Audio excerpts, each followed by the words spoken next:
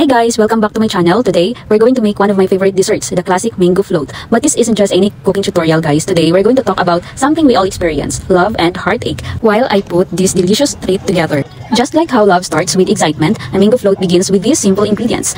Each of them brings something special to the table, just like each person in a relationship.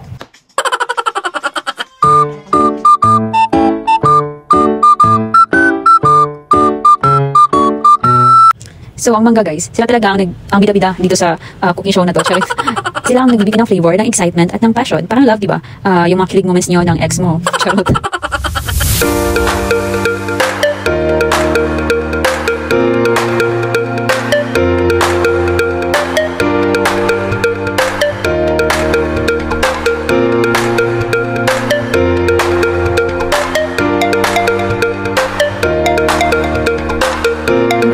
Para mga sweet moments niyo, yung mga tawanan, tuntukan, at mga masasayang times niyo dalawa. Guys, yung ingredients natin is may grahams tayo, dalawa yung binili namin. Isa naman, yung tapos na graham crackers. Ang graham crackers, sila yung foundation ng relationship, matibay at dependable. Sila yung nag-hold ng lahat together, pero pwede rin silang maging soggy kung hindi tayo mag-iingat. Parang trust, di ba? Mahalaga pero fragile. Once broken, mahirap na ibalik sa dati.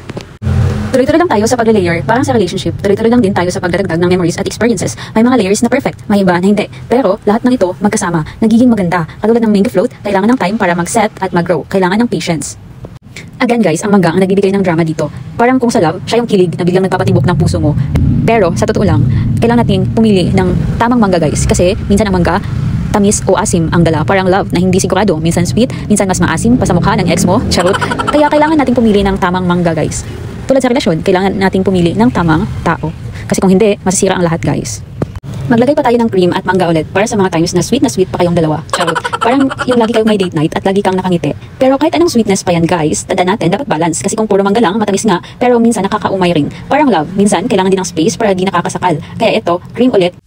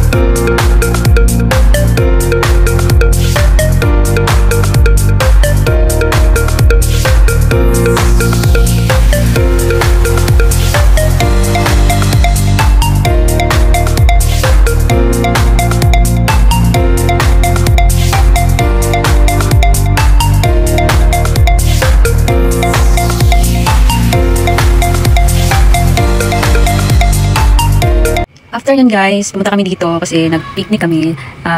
Small picnic lang, kumbaga. So ayan, dito ka pala sa lugar namin is, nandito yung tourist spot na tinatawag na River Tugnaw. Pero medyo malayo pa yun guys, so dito lang kami muna. So, marami na rin nabago dito sa aming barangay guys.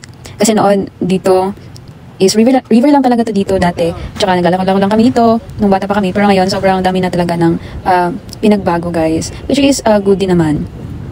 Minsan talaga nakakamiss lang din no, yung kung paano tayo, nung bata pa tayo, yung mga kaibigan natin, iba na talaga kasi kapag nasa adulting na guys. Ibang-ibang yung itsura ng river na to guys dati. As in, simpleng river lang talaga hanggang sa, ayun, inabutan ng Bagyong Odette. So, nagbago talaga yung itsura ng river na to nung inabutan na siya ng Bagyong Odette.